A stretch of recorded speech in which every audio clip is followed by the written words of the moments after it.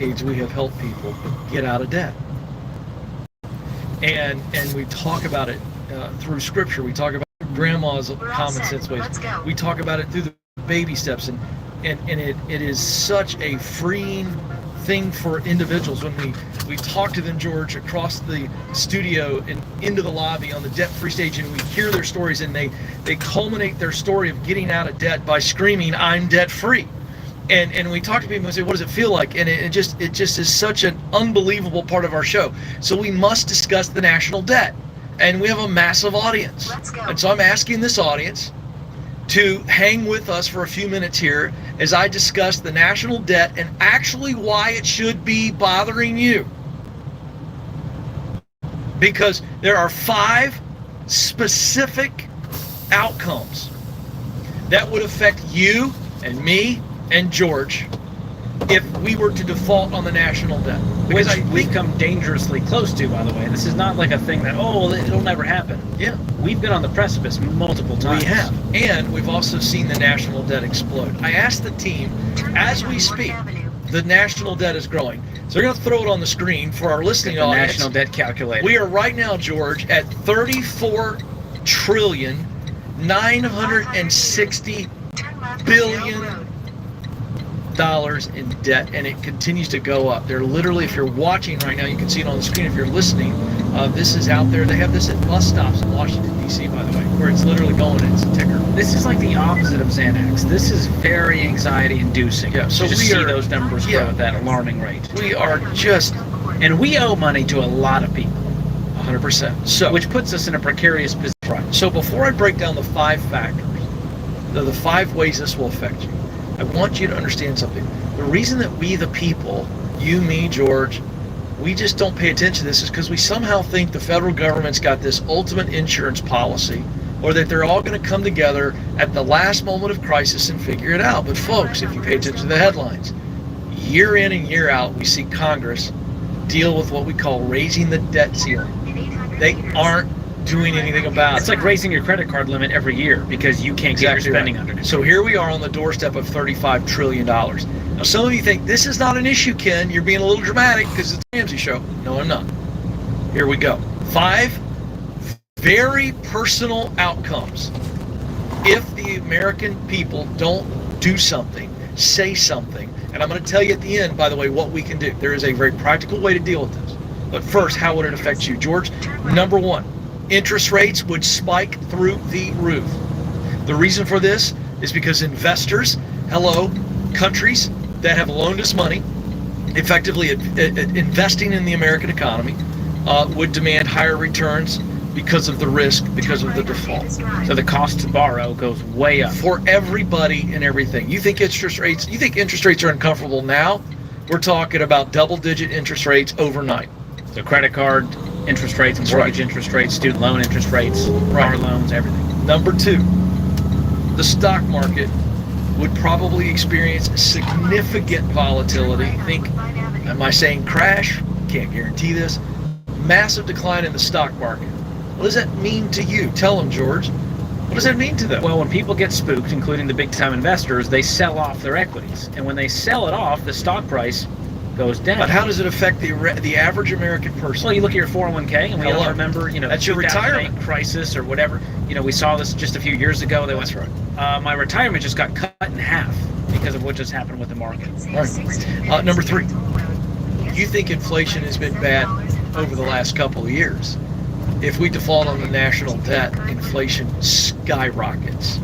Everything skyrockets. It's nasty. It's ugly. You're talking about Depression-era issues. Really, really ugly. Really, really scary. Number 4, government services. A default could force the government to cut spending.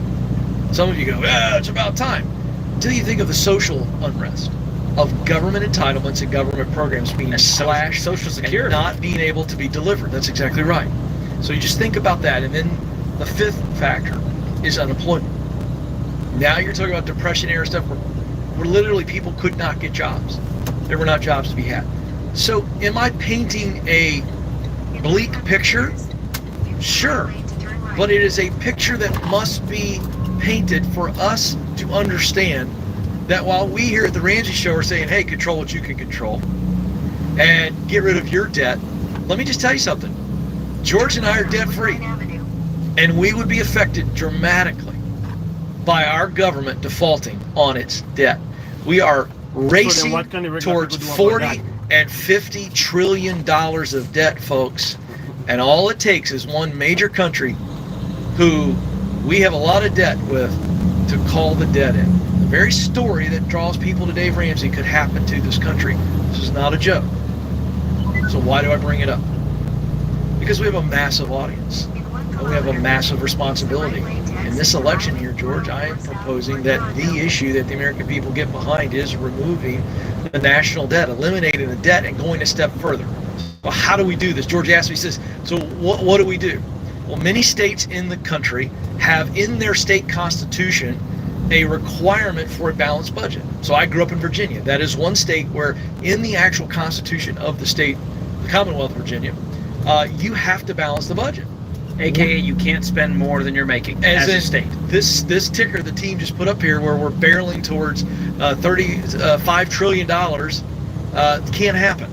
And so how would we do this? If we the people, to Congress, to our senators, demanded a balanced budget amendment, because it would take that kind of support. The American people have to be in absolute unity in massive numbers. And then you can get an amendment to the Constitution. I won't do a whole discourse on how to do that. So we need like a national rice and beans type diet here. We spend less than we make, which we joke about Congress, you know, spending like crazy, writing new bills. That's right. I think we the people need to say, you know what? Instead of fighting over social issues and fighting over, insults and accusations, we ought to go, you know what? The thing that threatens us the most is the actual national debt. And we need an amendment to the Constitution. Well, for people Ken going, you guys, this is far more complicated than you're giving credit to. It really is this simple. We are spending more than we're taking in. It's that simple. That's how we got here. I could take Mr. Camel to Washington, and I could have George in a room. Get me on the floor, with Ken. all of the bean counters in the federal government, and George could actually balance the budget. I know you could. We could take every dollar and hand it over to our bureaucrats. Every dollar would break. We put $35 trillion into our debt category. So there it is, folks. I bring this up because I think we should be paying attention to this. A balanced budget amendment to the U.S. Constitution would, in fact, force the politicians to get our country debt-free. That would let us all sleep well at night. Why don't we think about it? Let's think about it. Tell us what you think. One more thing. I yield my time. I think I already made you yield, whether you wanted to or not. This is The Ramsey Show. I know you work hard for your money, and the key to keeping more of it in your pocket is by making a plan for your spending with a budget. And Every Dollar is the budgeting app that I use personally because it's perfect for looking every dollar you make in its little president face and telling it exactly where you want it to go. Just like you told that guy in traffic exactly where you wanted him to go. And even better, Every Dollar walks you through the entire budgeting journey so you always know your next right step. Download Every Dollar for free in the App Store or Google Play today. Welcome back to The Ramsey Show, America. My fellow Americans. I forgot to say that to start off the rant the last segment. I was hoping you weave in constituents. Well, I can't. It's one of my favorites. Oh, instead of listeners? Yeah. It's a little stuffy. Hey, let's get to the phones. 888-825-5225. He's George Camel. I'm Ken Coleman. Thrilled to have you with us. Daniel starts us off in this segment in Houston, Texas. Daniel, how can we help? Hey, thank you for taking my call. So, the dilemma I have right now is that me and my girlfriend are looking to buy a house within the next year, probably starting summer 2025. And we're debating whether to go the conventional route or go the FHA route that Grant Cardone and many other real estate gurus preach. Yeah, you had me at Grant Cardone. Guru. Okay, what is causing you to want to buy a house when you don't have any money? I'm sorry? What is causing you to jump into this? Because FHA loans are first-time home buyers who are broke. My girlfriend's looking to graduate from college around May of next year, May 2025, and depending where she gets a job, that's where we'll be looking to buy a house and settle down. Okay, and why? What's the urgency to buy a house versus rent until you have enough money to do this with a little bit more peace and equity? The fear of I guess, throwing money down the drain. Let me paint you a different Renting picture out. of fear. You move Okay. into this house with an FHA loan, meaning you have to borrow the rest of the money because you're putting basically nothing down with these loans. That's right. Now you have a giant mortgage that you can't afford. That's 64% of your take-home pay, and you don't have money to pay the rest of your bills. Do you see that side of the fear? Yeah, how do you survive? I do. And the Now- problem is your risk meter gets broken when you follow these gurus out there who are saying, bro, here's how you get this house, and you're gonna rent it out, you're gonna buy 10 more houses, by the time you're 30 you'll have 100 houses, and that's pretty much what they're saying out there. Am I correct? Yes, sir. Okay, so we got to turn off those inputs because they are not there to bless us. They're there to, they want you to buy a course and go to the 10x event where you're going to 10x your mindset and all this crap, right? So that you can have a yacht too. It's important. Yeah. Right. That So that aside, here's my beef with the FHA loan. So this is a Federal Housing Administration loan. It allows people who don't qualify for a conventional mortgage to still become homeowners. So you can put as little as 3.5% down, and they have more lenient credit requirements and allow a higher debt-to-income ratio. Here's the problem. Those borrowers are required to pay an upfront mortgage insurance premium, MIP, of 1.75% and an annual premium of anywhere from 0.15% upwards of 0.75% for the life of the loan. The only way to remove that is to put more than 10% down. Even then, you still have it for 11 years. And so there's a lot of downsides here, and most people that are trying to do these loans are simply not in a place financially to make home ownership a blessing instead of a burden. And I want you to do this the right way. And another way you're going to do it the right way is with not buying a house with someone you're not married to. We have seen too many times, Daniel, on the show where people call in and say, hey, I bought a house with my girlfriend, it didn't work out, and now it's super messy because it's like, who gets to keep the house and how much equity because I put this much down and she didn't. Do you see where this could go south? Yes, absolutely. And so, number one, I would rent. I'm not going to comment on your situation, but until you're married, I would not buy a house together. Okay. Can you promise me Now- that for the Yes, good of sir. the group? Okay. And number two, don't buy a house until you're debt-free, with an emergency fund, and a solid down payment. I'm not saying you have to have 20%, but you have to have enough that you've got some skin in the game to where you're not underwater on this house when you move in. Now, I do a follow-up. And I understand you just said not 20%, but at least enough. What is the sweet spot at which point you're not, I'm not missing out on the cost of opportunity on taking extra money and investing it in the S&P 500 or et cetera, a list of other. Do you have any debt? I have about $20,000 of student debt. Okay. How much money do you have saved? $50,000. Great. Why aren't we paying off the student loans today? Because, Let me guess, the opportunity Relax. cost of investing that in the market. yes, sir. What's That's the interest exactly on your right. student loans? About 4.6%. Okay. And the 50 grand is in a savings account making 4.7%? No, it's in the market. Well, it's Then you don't have It's- 50,000 saved. You're playing with $50,000. If the market goes down 20% this year, you don't have $50,000. okay. So that one alone frightens me that you have nothing in liquid cash. So here's what I would do if I was in your shoes. This is one man's opinion, but this is the Ramsey plan that millions have followed to a path of peace instead of a path of 10xing your mindset. Here's what you're going to do. You're going to sell enough investments to pay off the student loans. You're going to sell enough investments to give you a 3 to 6 month emergency fund. And then whatever's left becomes your home down payment fund. And you're going to move that into a high yield savings account. Because you told me a house is not a 5+ year goal. It's like a 1+ year goal, right? That's right. Let's play this. Election's coming up. Everyone freaks out. Stock market takes a dip. Your 50 turned into 30. Temporarily, but still. You want to buy a house next year, now you thought your down payment was going to be 50, now it's 30. That sucks, doesn't it? Yes, it does. And so I'm trying to give you a path of peace where you're moving slower, but you're actually going to get to where you want to go without falling flat on your face. So I know I sound like the old guy in the room, Daniel. I think you're a real sharp guy. The fact that you've come this far, you've saved this much, you're investing, I love that you want to grow your wealth, but there's a few prerequisites here that I think you should knock out. Yeah. And Daniel, All right. I'll just add this. George said it, but I just want to drive this point home. By keeping the student loan out there and just keeping it like it's a pet, and then putting all that money in the stock market, you've doubled your risk. You've not removed any risk. You're not playing the smart. You've actually doubled your risk, because you could lose that money, as George said. Some money, any money, to me is so ridiculously risky, and you still have the student loan hanging on to you, dragging it around for years and years and years. So I would just really implore you to think through that, because that's not what you're hearing on TikTok and Instagram. Because, by the way, we're not selling you a course to tell you that. We're telling you now. And I just think it's really important not to get wrapped up in that. You're looking at the short-term gain, and you're not looking at the long-term play. And the long-term play is you're going to be wealthy if you get rid of all the debt in your life. And you got a house that's an appreciating asset, and there's no risk in any of those moves. None. So I hope you understand that.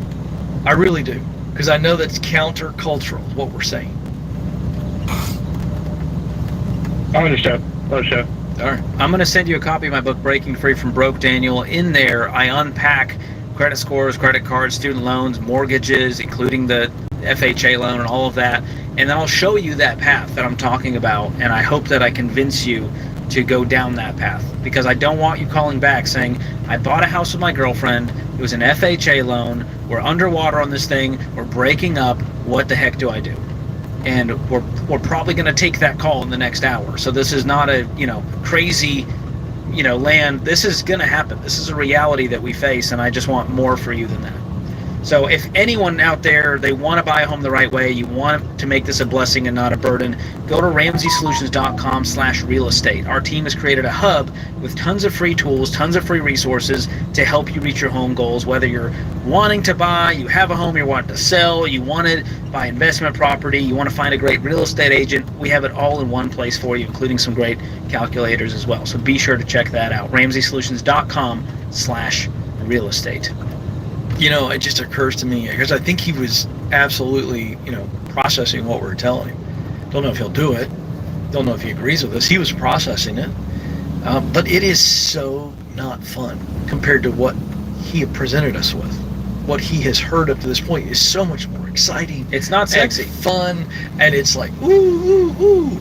But it is not a great long-term play, and it is rife with risk. And yet it's being packaged as, you're an idiot if you don't do this. And that's what's really tricky about this stuff. So there's a lot of ways to go about this, but we found this way actually works. No matter who you are, what your income is, but you got to get your risk meter back intact. There you go. Good hour, George Kamel. I'm Ken Coleman. This is The Ramsey Show.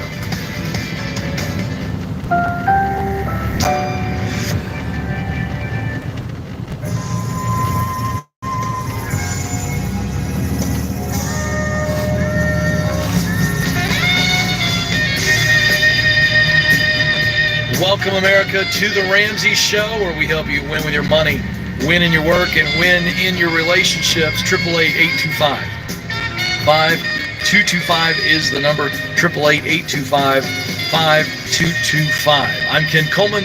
George Kamel is with me, and we are here for you. Let's get it started with Natalie in Miami, Florida. Natalie, how can we help today? Hi guys, I'm in a major bind with my husband. We were doing pretty well at one point, and I guess with everything that's going on with the world, his business is not doing as well. I don't work because I just had a baby, and my husband is doing terrible at his job, and now he has to do Uber. We have Financial Peace University. We know about saving and putting money away, but we don't have the money to. I want to work, but we feel as though bringing my child to child care would be an extra expense. We just don't know what to do at this point. Sure. Tell us about, what do you mean when you say he's not doing well at his job? Does he own his own business? Yes, he used to be a property acquisition. He used to do property acquisition. He worked in real estate. He sold and bought land, and he was doing very well. At one point, he was doing about $200K or so a month, or a year. But now, I guess no one wants to buy. I'm not really sure how that works, but no one's really buying anything, and he's just hasn't closed. He only closed one deal this year, and I think April, and it was like 15K. That used to be consistent, but now it's not. So we've only had one closing, and it's just been really, really bad for us. Well, he's got some experience in real estate, correct? Yes, In sales. In sales too. I just would, if he was on the phone, the first thing I'd say to him is listen, man, the economy and demand can change. Something has happened there, but and I honor him, Natalie, for jumping in the car and driving Uber, but it's just a horrible exchange for money for his time when he's got so much transferable experience and skill. And I think he's got to be looking at high-paying sales jobs, or at least jobs that have higher levels of commission. He just has so much more to offer both of you in his ability to earn money, and Uber is not it. So the first thing is you guys have an income issue, not a budget problem, because you're down to one income, and it's a very small income, correct? Right, and we have a high debt too. We have like $460,000 in debt. What kind of debt is that? So, credit cards. We have our home. We have a HELOC. How much of the 460 is your home? $217,000. And what about the HELOC? $149,000. Wow. And I have student loans too. Yeah, like he got the HELOC out to try and, I don't know, make it work for his business, but it failed. So now it's like we're all. Well, he made a very risky move, and it didn't pan out because life happens. He's regretting it now. Do you have family around you all? We don't. That's another tough issue. What's your home worth? I don't know. I think he said like 400 or 500,000. Okay, so you guys have, $250, maybe 300 in equity in the home, which is good. What are you doing to pay the bills now? How much money do you guys have in savings? We don't have a savings. We use it all up because we haven't gotten any closings or anything in the past. So are you living off of credit cards right now? No, we're very behind on everything. So you can't make any payments? Barely. Are you going to lose the house? Right now I don't know. What were you doing for work before you were staying at home with the baby? I was an underwriter. I was a full-time underwriter, and what were you making for commercial lines? This was like 6 years ago. I haven't worked in 6 years. Oh, okay. But back then I was making about. So you were home before you guys even had kids? Yeah, after my first child, he just said, stay home, Okay, so this is your second. Yeah. Okay. Yeah. Okay. Okay, George, I'm going to give it over to you, but I got to jump in really quickly here. Natalie, you're going to have to get very innovative and creative with childcare. I agree, it's not a daycare because it's going to end up eating up a lot of the money, if not most of what you would go earn. But you guys need to get involved in a church. You need to get involved in you neighbors. You got to talk to anybody and everybody you know. Say, is there a grandmother that's looking to make a little bit of extra cash? Because you are going to have to get back to work. You guys are in an absolute big time emergency, and you have to work, which means you find somebody older. My wife and I did this, is why I'm giving you an example. Somebody who's not looking to make a bunch of money off of you, but would be very happy to take care of kiddos. You're not worried about them because you know they're in good hands with a grandmama or somebody like that who's raised children, and you know her and trust her, and she takes care of the babies for a fraction of the cost of daycare. But you have got to work, and he's got to get out of Uber. He's only Ubering the graveyard shift. He's not sleeping.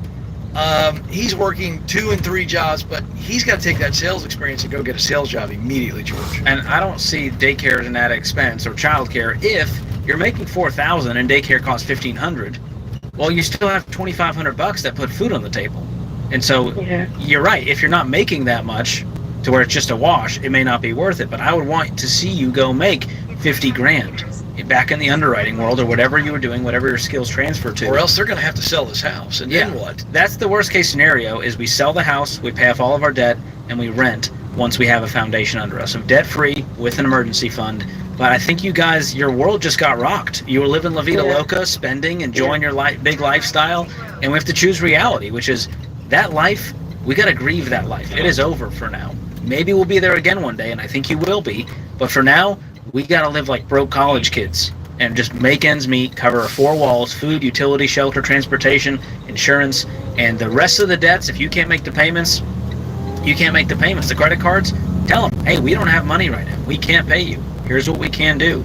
But the big thing here is your house. You can't get behind on this mortgage. What's the payment every month? $24.52, I believe. Okay. So if you guys aren't consistently bringing home 8, 9, 10 grand, this house is not going to. I'll gift you guys. That's our treat. 1 year of every dollar premium to help you through this. You're going to list your income, your expenses.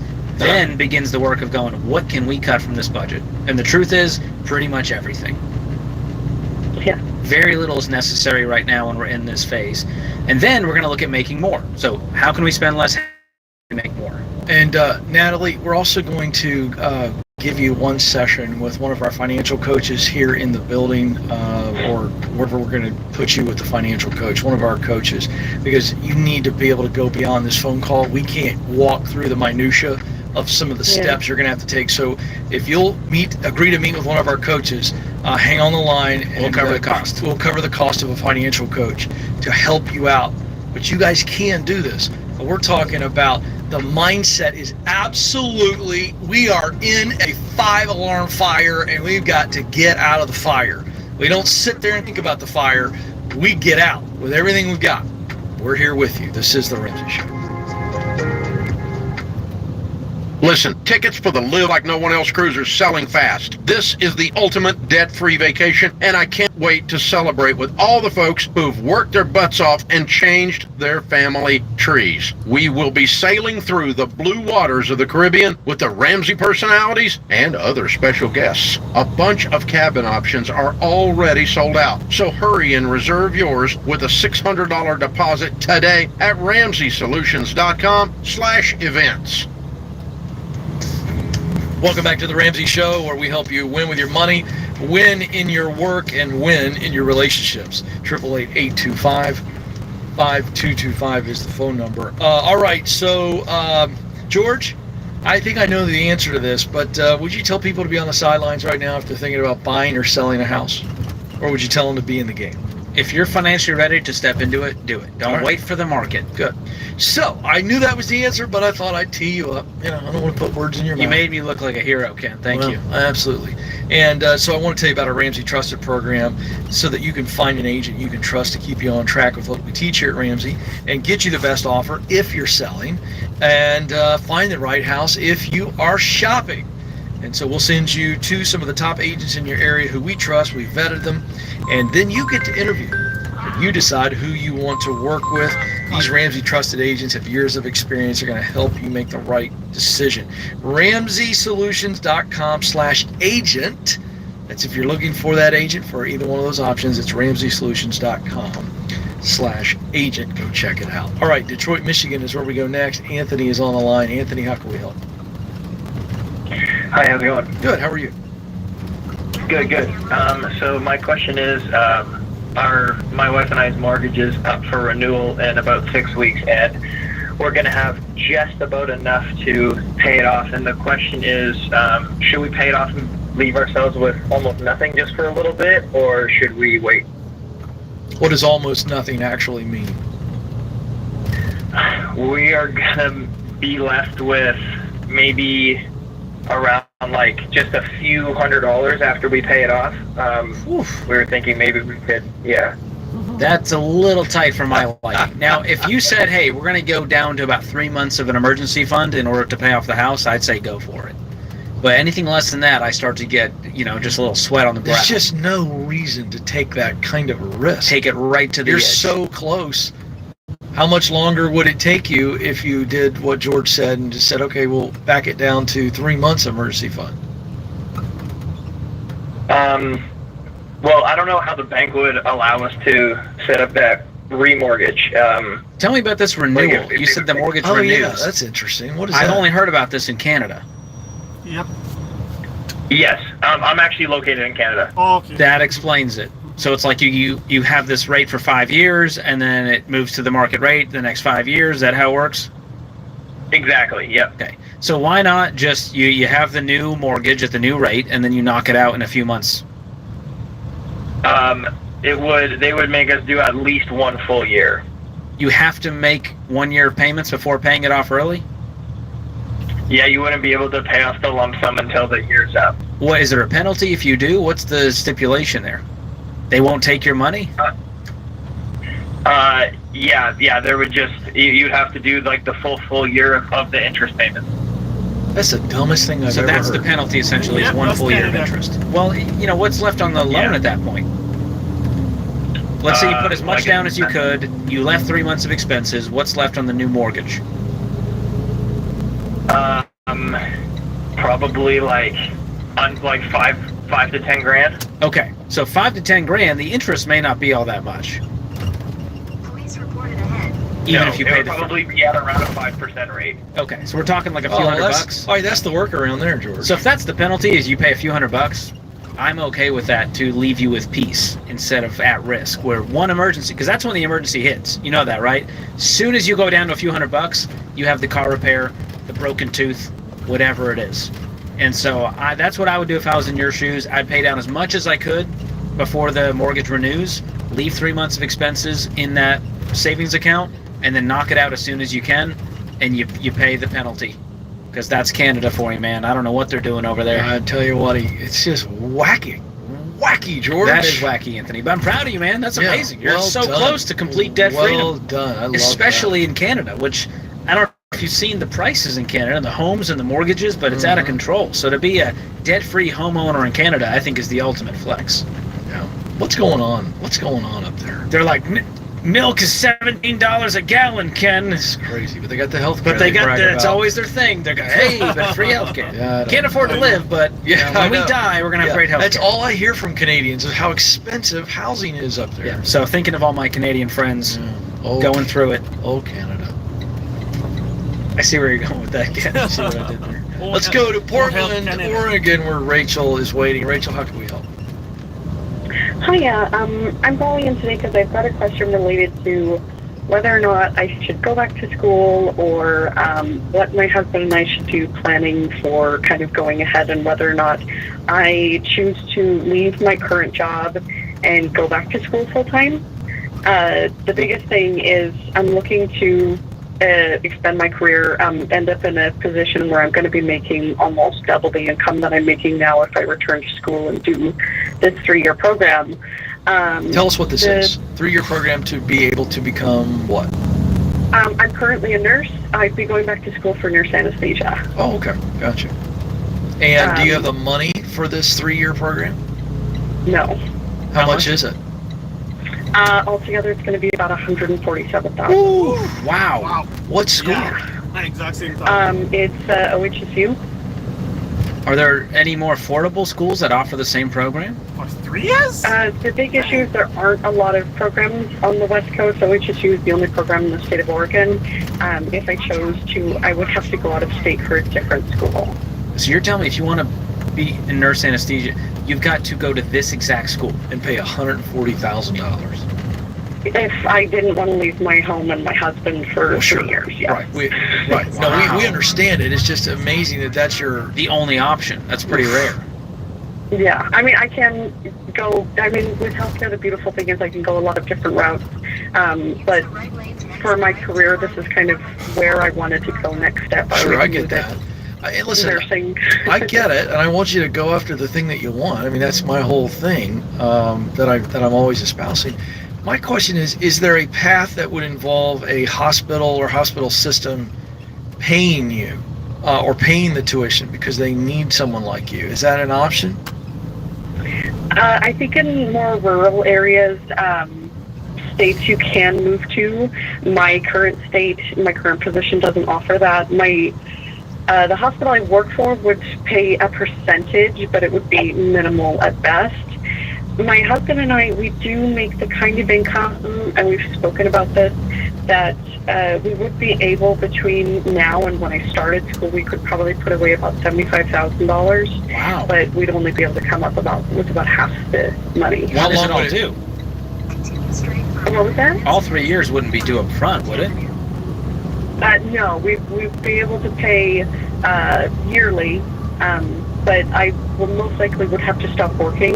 And so the big issue is that in the year before I start school right now, while I'm working full-time, we would be able to save the money, Got but it. we wouldn't be able to save any more. Once you're in monthly school, salary. so so that's- an income, you yeah. couldn't continue to cash flow. And sorry, I spoke over George, Rachel, and that's why you couldn't understand us. My question is, you're going to save the $75K in a year. Is that what I heard you say? It's a little over a year. All right, so Yeah, how about long would it 14 take you to months. save up the entire 140? It would probably be just shy of 2 years, maybe. If I'm you, and you are not going to like this answer, but if I'm you, I wait.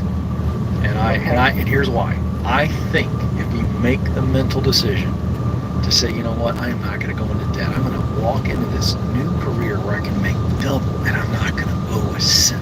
No stress, just the work I love, the results that matter deeply to me, and I don't have any stress with the money. I think that if you were to commit to that and say, okay, we think it's going to take us 2 years, I think the human spirit somehow rises up, and I think you beat the 2-year mark. And if I told you to wait a year and a half and it would be free, it wouldn't have any debt, would you wait a year and a half? Yeah. Then I think you can wait 2 years. George? Okay. I'm with you on this. I love this plan, and that patience is going to pay dividends because all of your fellow nurse anesthetists are going to be like, what? Debt free? I got 200 grand in debt. How'd you do it? I'll tell you what you're going to be doing. You're going to get in the car after a day of helping people, saving lives, making lives better. You're going to get in the car and go home and have zero stress with money and paying off $140,000 with interest. Wait. It'll be worth it. This is The Ramsey Show.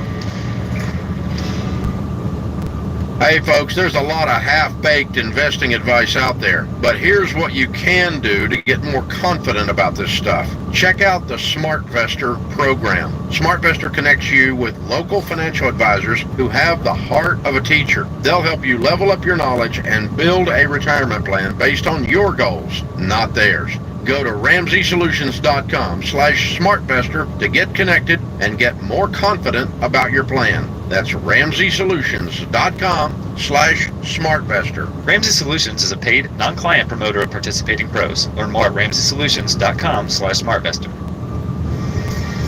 This is The Ramsey Show. I'm Ken Coleman. George Campbell is alongside, and we are here for you to help you win with your money, win in your work, and win with your relationships. 888-825-5225, 888-825-5225. From George Campbell to George in Atlanta.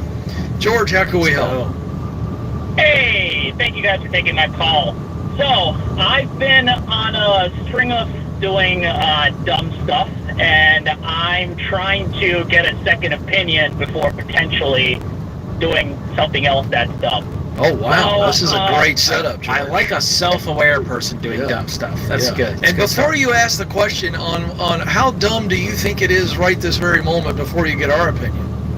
As it is, I don't think it's a dumb idea. I've been watching you guys' show for a long time. I'm on baby step 3 of the baby steps. Well, I'm working through baby step 3 right now. Sure. Okay. Haven't completed it yet. So you have no debt? And no, I don't have any debt. Okay. Well, no, that's actually not true. I do have debt. That's actually Let's start what with I'm calling honesty, in. I do George. have a car loan. Okay. Well, then how could Step you 2. how could you be on baby step 3 if you have a car payment? Well, yeah, you're right about that. I do have the money in savings that I could pay off the car loan, but I haven't paid off the car loan, hence my dumb stuff here. So I'm trying to get a bit of Well, I organization. feel like, George, we're off to a little bit of a Dumb and Dumber start. Yeah, here. relationships are built on Yeah. trust, George. So we need you to be vulnerable. Yeah. So we. All right. What is your question? Yeah. Well, my question is this. So, since the past year or so, just a string of crazy stuff. I've taken on extra responsibilities. My income is like halved. I was making $110,000, when I had my transportation business running. but contractual stuff changed, and they wanted a whole new fleet of stuff.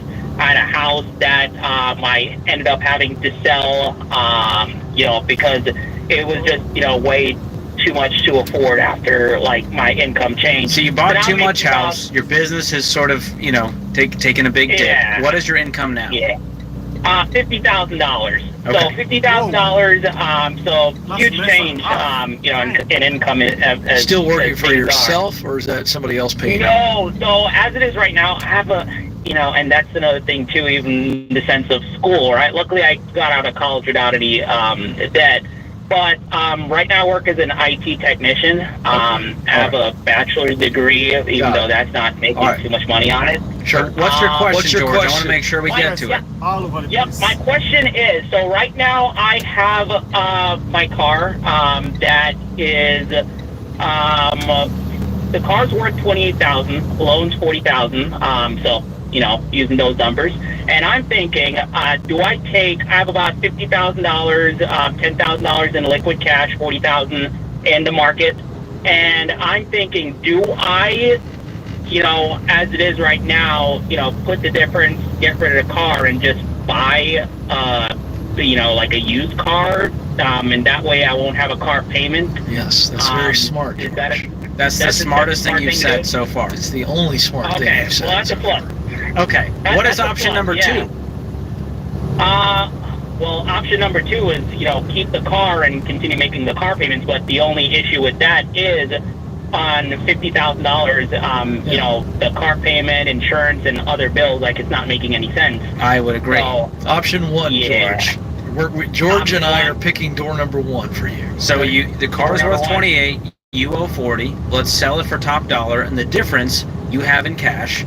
And then we're going to buy ourselves a very reasonable used car. We're talking about like a $10,000 car. So liquidate some of your investments for that. And now with the money left over, which you said you have like $40,000 in the market, we're going to liquidate all of it because you need an emergency fund. This is your never going into debt again fund. Right. Now we're at a different place. Think about this. You're completely debt-free, no payments. You have an emergency fund of 3 to 6 months of expenses. Now any future income we can use to build wealth and invest. There's that. So this is a complete reset. But it's going to happen very quickly because you're actually in a really good spot because you have all this money sitting out there. You're just not doing the right things with it. And now you'll actually be in baby step 4 by the way we actually define them, George. Exactly. Yeah, so what's your car payment? What are you paying all in for this car every month? Right now on this car payment, I'm paying $750. Woo! Plus insurance. Yeah. Insurance is just crazy. It's $500 for insurance. Whoa! Why is your insurance so high? I have no idea. The only thing that I could hear from the insurance companies when I call is that state whatever they got going on, insurance is high. You need to reach out. $6,000 a year? As soon as you're off the phone. Yeah. You're going to reach out to our friends at Xander, and they're going to reshop your insurance because you are way overpaying and you're getting hosed. I think so too.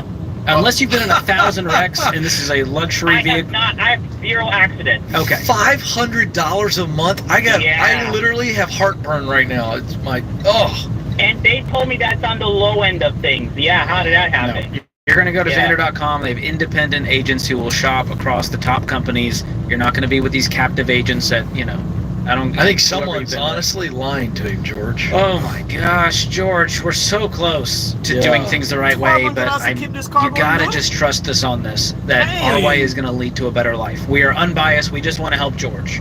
That's it. Wow. Woo! That's a lot right there.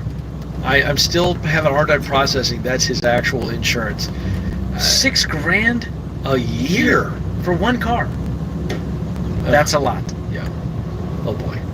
I don't think I'd pay half of that for 2 cars. Yeah, but I will tell you, as a father of 2 teenage boys, it's a racket what insurance is doing to boys, and those of us who help with the insurance. It's unbelievable what they charge. Yeah, I mean, it's all about risk, and the insurance world has gone crazy. I just got the update, and my insurance agent at Xander said, hey, luckily your insurance isn't going up, which is great considering a lot of people's insurance is going up. Oh, sure. Across home, auto, everything. Insurance is just crazy. I think there needs to be reform on that. How do we do that? Well, again, it's lobbyists and getting a lobbyist out of D.C., getting some good people in Congress to go, yeah, at what point do we not get a better deal on our insurance? Yeah. You know what I mean? We're paying a lot in there. We're not using it that much. Come on. That's the whole point. Someone's making big profits here. Big profits. Speaking of Washington, D.C. is where Rachel joins us. Rachel, how can we help? Hi, I've been just turned on since listening to y'all, so my question is I'm trying to figure out how I should go about clearing out some past debt that I had. For some context, I had to let about 8 of my credit cards go to collections because I was having to pay for an attorney to go through family court. And so with that, it tanked my credit score a lot. And so I haven't been able to pay on those accounts. And I've been trying to figure out, is it worthwhile or is it in my best interest to begin calling them and set up a regular payment account to pay them off in full for what the balance was originally owed, or if I should settle and take the 10% or, try to offer them 10 cents on a dollar to see if that will help. Yes, you should try to settle with them and say, hey, if the balance is $10,000, say, listen, I got $2,000. Will you settle this in full and get it in writing that it is paid in full if I give you this $2,000? And you keep doing that across every creditor until this is knocked out. That's the right way to clean up this mess and get your credit score back intact. Now, if you've been listening to the show, we don't care about credit scores, but having a terrible score will hurt you financially. So as you pay off debts, your score will improve over time and you get back to being on time with your payments. So do you have any money right now? No, I'm pretty stretched thin, and I'm trying to figure out what type of a side job that I could possibly pick up to try to help create some extra income so that I could be able to start offering some settlement for these accounts. Well, we're up against the clock, but you can go to georgecampbell.com/side hustle. I've got a great quiz that's going to point you in the right direction. We're also going to send you Ken's book, From Paycheck to Purpose, to help you figure out some stable core income along the way. So hang a line, we'll send you those. But here's the deal. There's only 2 ways to do this. Spend less and make more. And right now, I think we need to do both to climb out of this and get back to some stable footing. Yeah, you can do it, Rachel. We're going to walk with you on this. Just a lot of intensity and intentionality, and you will get on the other side of this. Thank you for the call. We'll be right back. This is The Ramsey Show.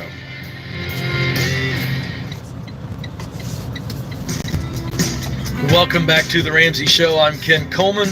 George Kimmel joins me. We're so excited you're with us. Our scripture of the day comes from Exodus 20, verses 8 and 9. 6 days you shall labor and do all your work, but the 7th day is a Sabbath to the Lord your God. And then our quote of the day from Mark Twain: don't go around saying the world owes you a living. The world owes you nothing. It was here first. So Mark Twain would have been wildly offensive to all the whiners on TikTok who think they deserve a universal income. So I'd love to see Mark Twain's TikTok. I literally think it would combust. You'd get a follow from me. Yeah, absolutely. All right, let's go to Connie now in Memphis, Tennessee. Connie, how can we help? Yes, I'm going to try to get through this next time. I lost my husband of 35 years. We were together almost 40 earlier this year. So sorry. And thank you. We were already at baby step 7. Everything now is paid for. I'm 61, so I plan to work until 65. Losing him really changed my perspective on a lot of things, and I've got grandbabies I want to spend time with, and I want my time to be my own. We have a little over, the IRAs that we had are combined into my account now, and I've got a little over $1 million in that, and a pretty substantial 401k. Been with a very large hotel corporation in their legal department since '95. So, we were preparing ourselves for retirement. But he had a life insurance policy, and it's currently, I went to my local bank and I bought myself some time by saying, I was getting 1.05%, and I ended up telling them I really don't want to move my money, but can I earn more than that? And they said for 90 days they were going to give me 5%. So I know I've bought myself a little time. I do want to make my money. I want to be a good steward of this money. Absolutely. I don't enjoy spending it. Well, go ahead and move it after the 90 days. Absolutely, but I wasn't sure exactly where to. I want it to be accessible to me. Absolutely. I want to be smart with it. Again, I've downloaded it. Sorry, you broke about up. a month Connie. ago. You downloaded what? I downloaded the app about a month ago. Every dollar? Or? Yes, the Okay, $Every app. Great. So I know with spending and giving, I'm saving $500 a month. What is your actual income right now? And are you still working for the large team? I am working. Okay, so what's your income? 72. Okay, and then do you have, what's the 401k amount? Is that above and beyond the IRA that you mentioned, having $1 million in? Yes. It is 160. Okay. So your total nest egg, is that everything? Yes. Okay. So we got a little over $1 million. 175 in insurance. The life insurance was 175. Okay. So let me give you a few tactical steps, and you got a paid for house, so you don't need any of this money right now, which is great. And you're going to continue to work, continue to invest. I would encourage you to try to max out all of your tax advantage retirement options that you have. I'm putting 18% in 401k. I've been doing that for a long time. Wonderful. So with this $175,000, number one, it's good temporarily in a savings account, but even then, you may want to invest this money into the market. And here's what that could turn into. You're 61. Let's say you invest this into the market, and a SmartVestor Pro, if you go to RamseySolutions.com, click on Trusted Pros, they can help you invest this in the market in a way that's diversified, and it can help you grow at market rates versus a savings account. And if you have seen the stock market this year, it's hitting record highs, just back to back to back. And so like my 401k is up 20%. And so over time, what we've seen is the stock market, the S&P 500, the largest 500 companies, have seen about a 10% average annual return when you look at the long term, over decades. And so 61 to 71, with that money parked, 175K, you never add a dime, at 10% return, you'd have almost $500,000 at 71 instead of 175. So that will at least help add to your nest egg. And so I would encourage you, if you don't need this money in the short term, to invest it for the long term.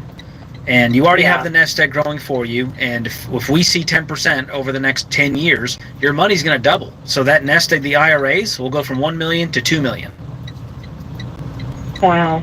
And so I think you're going to be just fine if you can learn to live on a budget. It doesn't sound like your lifestyle's out of control, and so you're doing the right things. And I love that you called in with this question. I did one crazy thing. My daughter and her husband have 2 little boys, and they're about to have a third, and I did buy them a car. That's sweet. And well, wait a second. And wait a second. Why do you feel bad about it? Why do you think that's crazy? No, well, I mean, it's buying I bought a brand new car, and I wouldn't have necessarily done that, but I felt good. I did feel good about it. I don't feel good about spending it on myself, honestly. I'm sorry. That's okay, Connie. You've been taking care of everyone else your whole life, haven't you? Yeah. You always think of others. You're just a selfless person. Yeah. You're a sweet, sweet person. You paid cash for that new car, didn't you? Yes.